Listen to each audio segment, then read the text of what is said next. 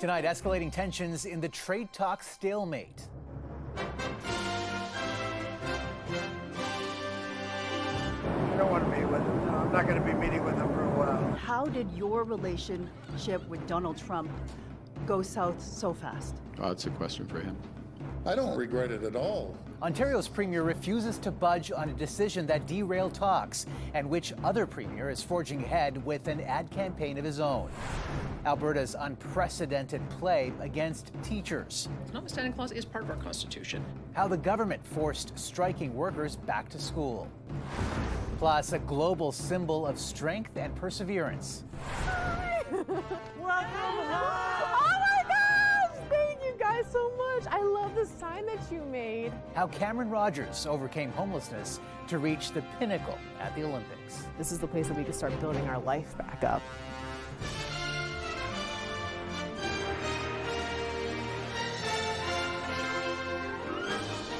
CTV National News with Omar Sachedina.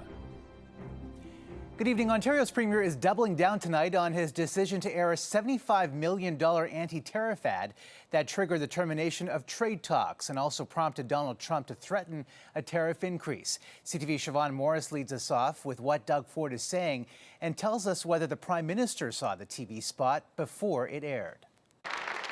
On the floor of the Ontario Legislature, It was the most successful ad in the history of North America. in interviews on American TV, I don't regret it at all. Premier Doug Ford unrepentant about an anti-tariff ad featuring the voice of Ronald Reagan that's derailed trade talks. Well, as we say, mission accomplished. It was done. They're talking about it in the U.S., and they weren't talking about it before I put the ad on. Ford says the goal was always conversation.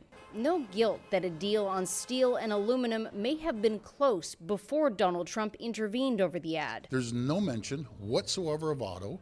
I feel like it slipped to the side. I'm going to fight for the auto workers, the steel workers, the manufacturing. The opposition sees this as an unforced error, What they did with that ad, it wasn't smart. There's a good chance Ontarians are going to pay with their jobs. calling on Ford to worry about the jobs already at risk in the province. Instead, the premier is focused on an ad campaign that's there to, boost his ego, make him feel like a big guy. We need to be united as Team Canada and not have individual premiers go rogue. Ford insists the Prime Minister had seen the ad and didn't tell him to keep quiet. Siobhan Morris, CTV News, Toronto. And BC's premier said his province is pushing ahead with an anti-tariff ad of his own next month. The online-only campaign will focus on the forest industry. Current tariffs and countervailing duties on Canadian softwood lumber now add up to 45% after Trump's latest threat of a 10% hike. The province also says it's opening up a forest trade office in the United Kingdom to boost exports to Europe. Increasing trade with the community of Asian nations with 680 million people and a nearly $4 trillion economy was top of mind for the Prime Minister today, but he faced tough questions about Canada's most significant trading relationship. CTV's Judy Trin reports from Kuala Lumpur tonight. The Prime Minister began his day with a meeting with Malaysia's Anwar Ibrahim, the fourth leader from Southeast Asia that he has sat down with at ASEAN. But the one-on-one he needs is slipping out of reach. Whether it's provincial or Canada itself, they all knew exactly what the ad was. I don't want to meet with them. No, I'm not going to be meeting with them for a while. Mark Carney revealed he has not spoken to Donald Trump since the U.S. president broke off trade talks on Thursday.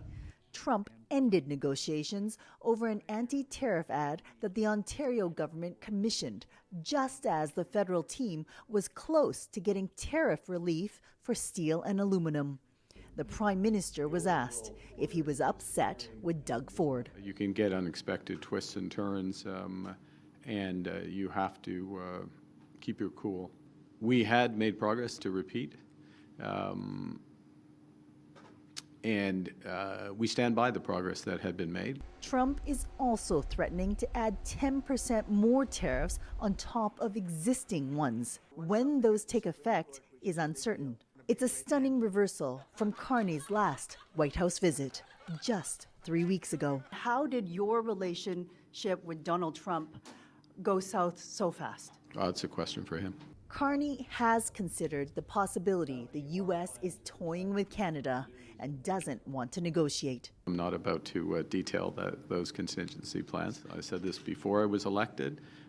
Emphasize the importance of us giving ourselves far more than any foreign government could take away. At the ASEAN summit, Carney said Canada would increase by 50% its non-U.S. exports over the next decade.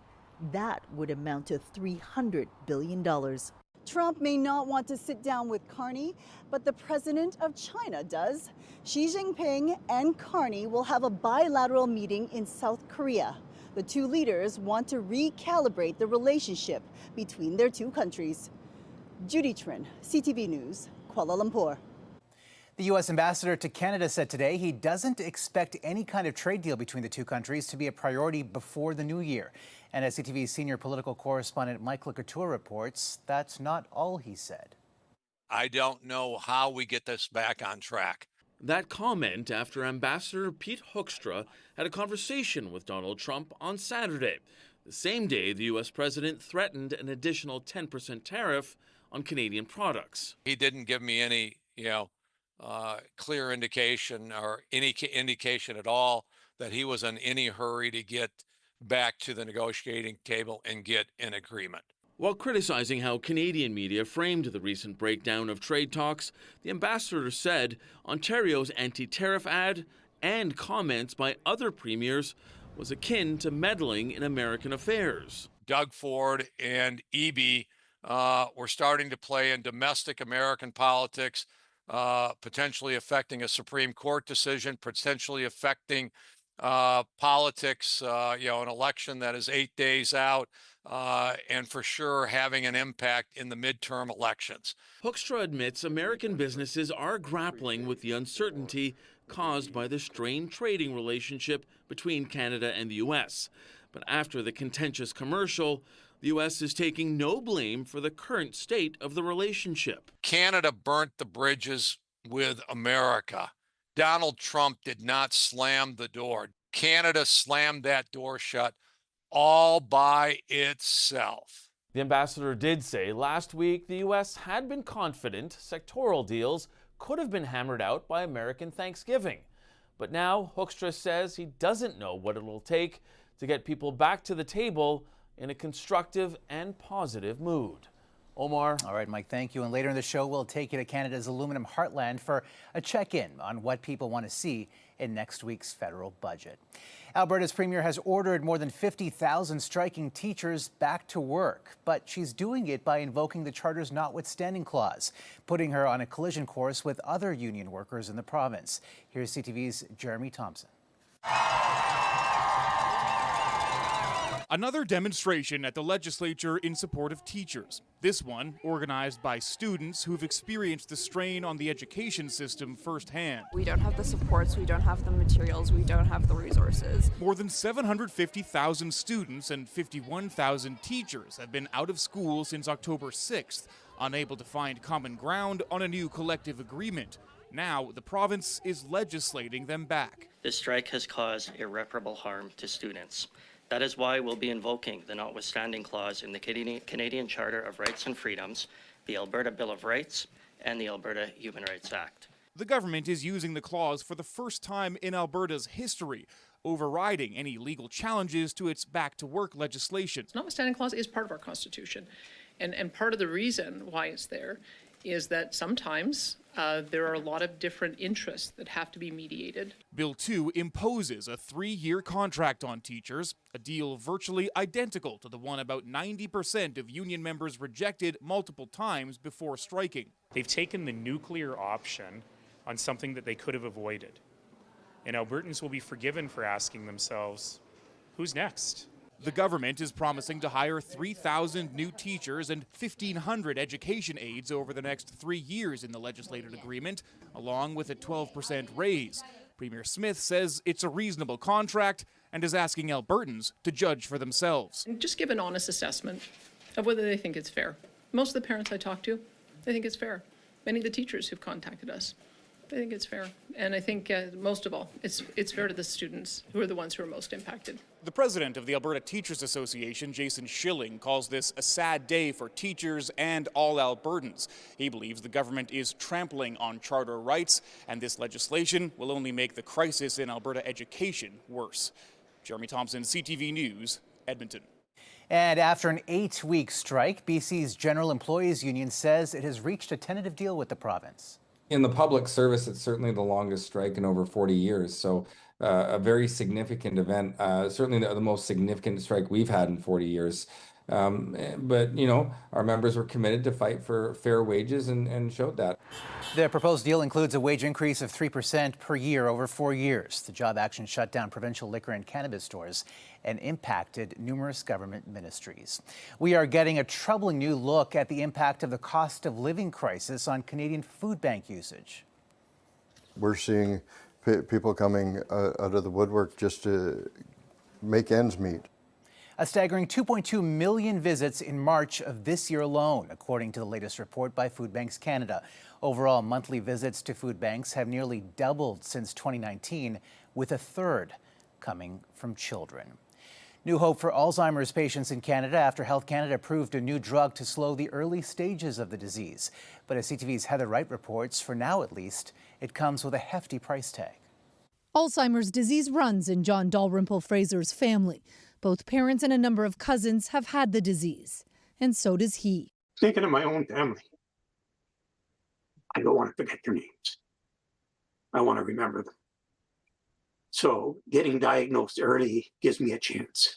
He was diagnosed about 5 years ago and is part of an ongoing clinical study looking at the effectiveness of the drug lecanemab, which was just approved for use by Health Canada. It is a historic day for Alzheimer's disease. Lecanemab's approval marks the first time a drug that targets the root causes of the disease will be available in Canada.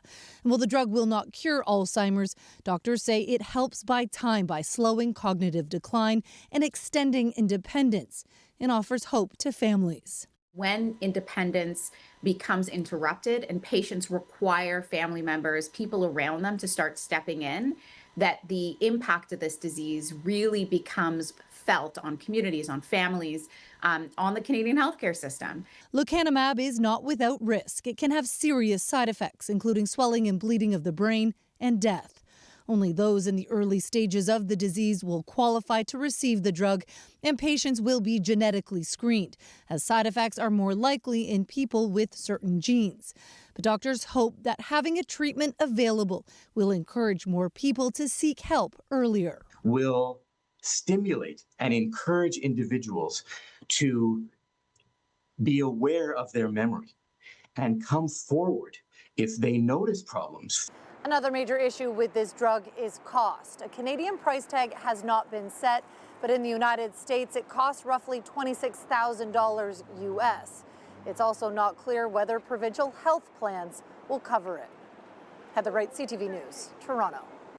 The Toronto Blue Jays were swinging for a World Series bounce back in Game 3 showdown against the Dodgers, with the scene shifting to Los Angeles. 1-2 again. Hit down the line, a fair ball. It'll ricochet out into shallow right. Teoscar comes to get it. Guerrero's getting the wave. The throw is offline, and he is safe. A thrilling play at home plate goes the Jays' way. A back-and-forth game right now. The score is tied at 5 in the 8th inning. And CTV's Adrian Gabriel is outside the stadium in Los Angeles tonight. Adrian, another game that is making our hearts race tonight. Yeah, indeed. It is a tight game, and fans are nervous. No matter if you're a Dodger fan, a Blue Jays fan, the game tied 5-5. The series tied 1 game apiece. And like two prize fighters, the Blue Jays and the Dodgers trading punches all night long. We saw the Jays go up 5-4 in the 7th inning. Then Shohei Ohtani hitting his 2nd home run of the game. Earlier, he had a double, which also drove in a run. So it is the Ohtani show here at Dodger Stadium so far tonight, that the Jays hanging tough. Again, tie game. There's lots of fans we've been speaking with tonight who've come from all corners, coast to coast, across the country, here to LA to take in Game 3. There's expats hosting viewing parties in West Hollywood, in Venice Beach. Lots of fans taking this one in, hoping the Jays can pull it out in Los Angeles. Omar. Fingers crossed. Adrian Gabriel, thank you. Coming up. It's coming. It's coming. The dire warning to Jamaicans as Hurricane Melissa bears down on the island.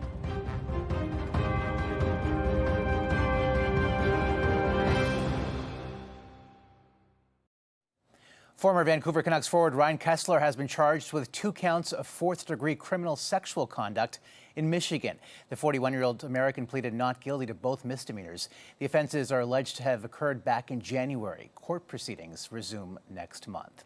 Police in Quebec have arrested a woman after the death of a newborn baby abandoned at a bus shelter. It's the second time this month an infant has been abandoned in Longueuil on Montreal's South Shore.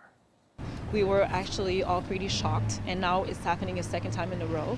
So we still do not understand what's going on, and we are worried.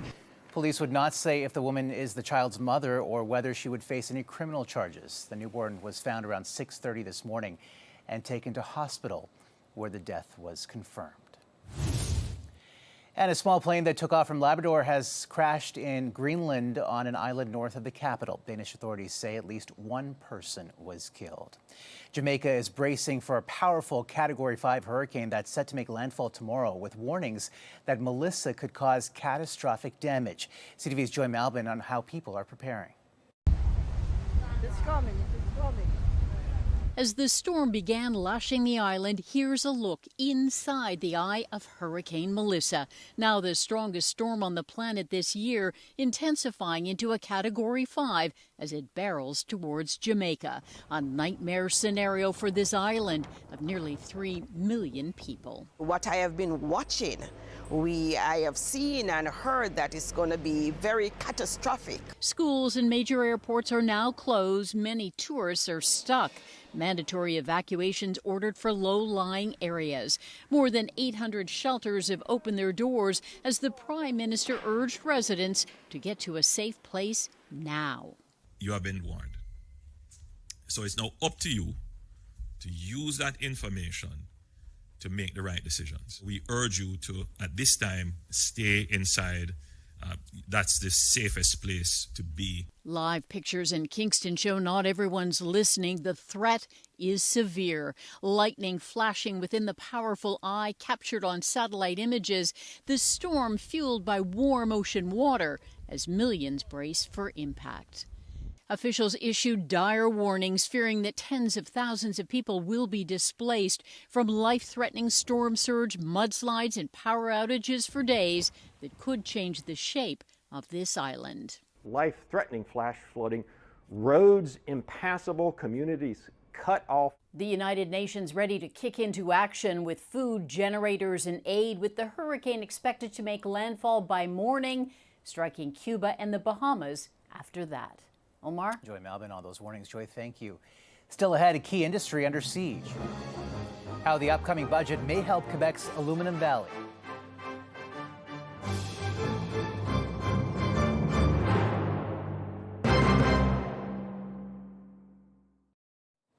Just over a week until Ottawa tables a federal budget, and Canada's aluminum sector is watching closely. CTV's Quebec Bureau Chief Geneviève Beauchemin traveled to Quebec's Aluminum Valley for more on what people are looking for in that budget. The Saguenay's tight links to the sector date back a century, but many in Canada's Aluminum Valley are now looking to Ottawa's budget for solutions. U.S. tariffs scrambled highly integrated metal supply chains and delivered a blow. I know aluminum, but aluminum knows me too. André Poulin's father worked for 40 years at what was then the Alcan aluminum smelter. So I heard to speak about aluminum all my life. So. And 40 years ago, Poulin co-founded REMAC. It transforms aluminum into structures like docks, pylons. When 50% tariffs were imposed, he was developing new U.S. markets for his assembled telecom towers. So we cannot be competitive in that market. Primary producers estimate the sector lost $500 million to tariffs. Multinational giant Rio Tinto, a major employer here, is going ahead with its smelter modernization project. Still, everybody's still at work, but we never know what's going to happen if they put higher tariffs in the next month. U.S. President Donald Trump has announced an additional 10% tariff on Canada, but no specifics and stopped negotiations. but the goal is to... Ottawa already unveiled some relief measures expected in the budget, including a $5 billion fund for tariff-battered industries and the Buy Canadian procurement policy. But the industry is also counting on Ottawa to land a deal. They consume 5 million tons. They produce 670,000 tons. Primary producers say the U.S. needs made-in-Canada aluminum, that at this very moment, American stockpiles are running out. We should, at the least, get a most favored nation status. Poulin says all levels of government should use more aluminum in their projects. We have to be our own boss, so we have to think out of the box. It's clear there's still many potential obstacles ahead in this region where aluminum has been part of the fabric for generations. Geneviève Beauchemin, CTV News, Saguenay, Quebec. The CFL revealed today that next year's Grey Cup will be played in Regina. There is something truly special about football in Saskatchewan. It's more than a game, it's a way of life. The city will host the 114th Grey Cup. Regina last hosted in 2022. Still ahead, how this gold medalist story of adversity and resilience is inspiring others.